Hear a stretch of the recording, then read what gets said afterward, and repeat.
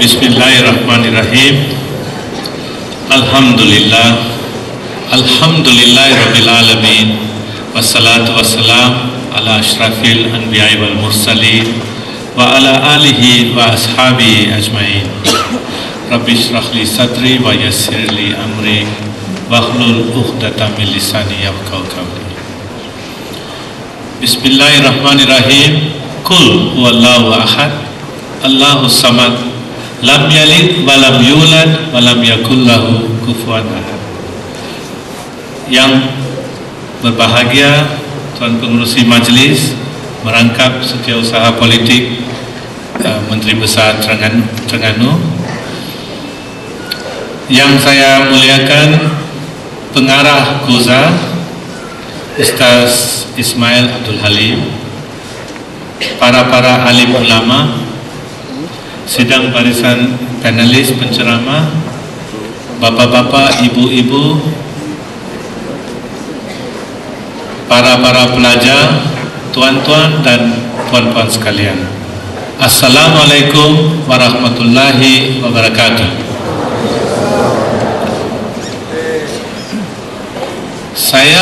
Waktu saya lahir sebagai seorang Islam, tetapi ibu bapa lah yang bawa saya ke agama Roman Catholic. Dalam agama Kristian ada macam-macam mazhab.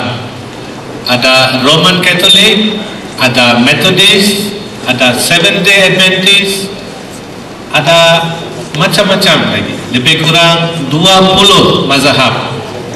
Yang paling tua sekali ialah Roman Catholic.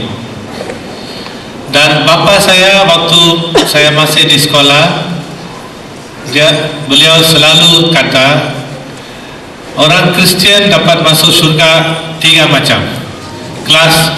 First class, kelas pertama, itu khas untuk padri-padri lelaki. Perempuan ataupun wanita yang masuk jadi rahib tidak dapat masuk kelas pertama sebab mereka itu wanita. Dalam mazhab Roman Catholic ada juga kelas definisi.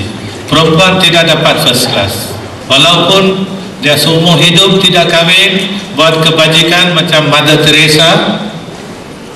Kalau mereka meninggal masuk syurga second class, kelas kedua. Dan ibu bapa yang baik, yang selalu minta ampun dosa dari padri, tidak buat dosa besar-besar, walaupun buat dosa kecil-kecil, tapi bila mereka meninggal, mereka akan masuk kelas ketiga, third class heaven.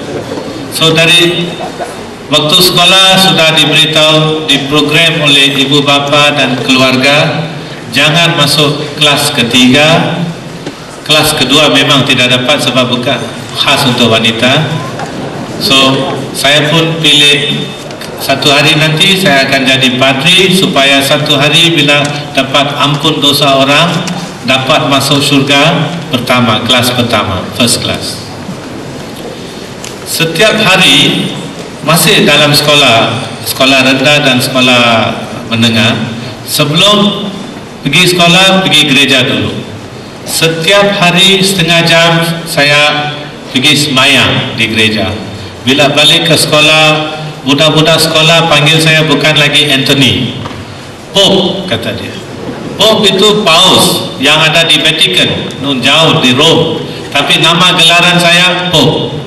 Termasuklah seorang terkenal di Malaysia, dia duduk sama di bangku sekolah sama dengan saya, pernah jadi timbalan Perdana Menteri Malaysia. Beliau juga panggil saya Pope.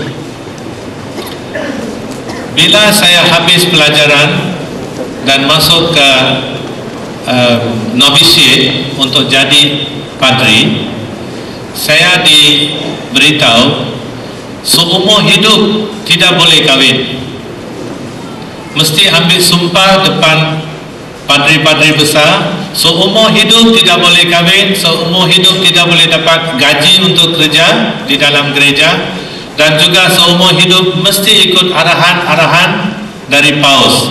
Sebab paus itu jauh di Vatican, setiap bishop yang ada di negeri-negeri sini, dia itu wakil paus, mesti ikut arahan, tidak boleh tanya kenapa.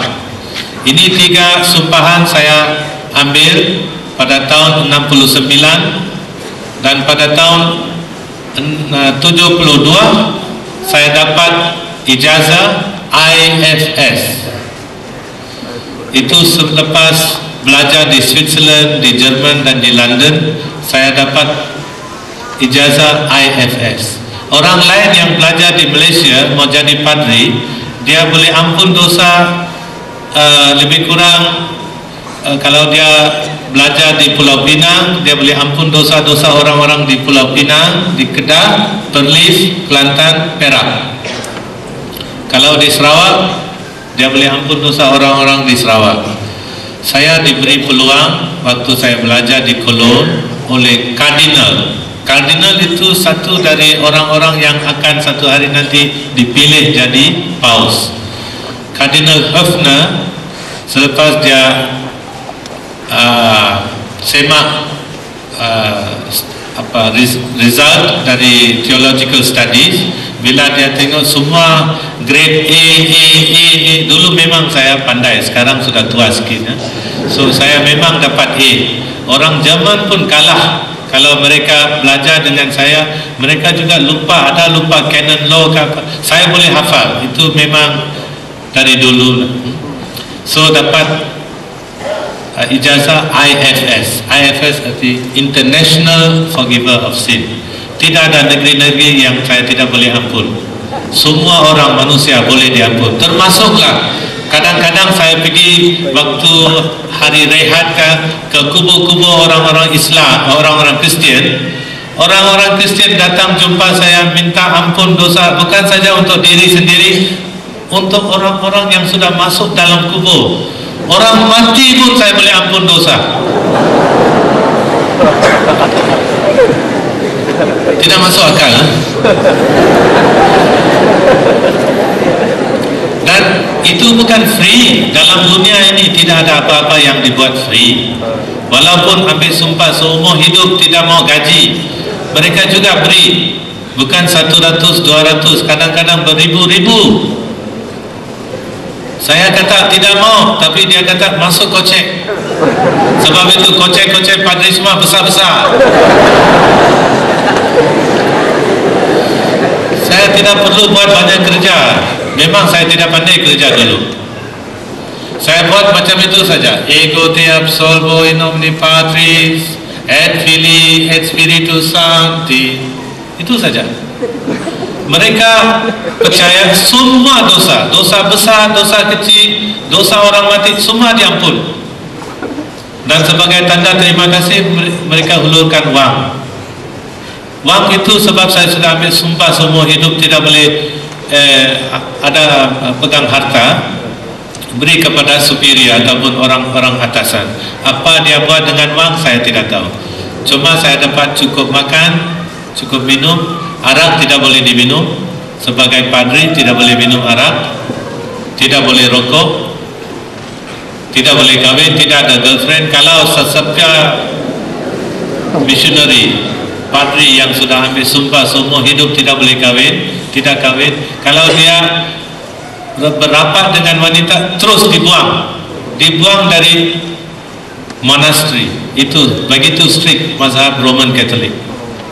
So satu hari saya fikir di Jerman, waktu saya di sana, waktu saya doa, banyak orang rakan-rakan saya di Malaysia yang solat 5 waktu tidak miss.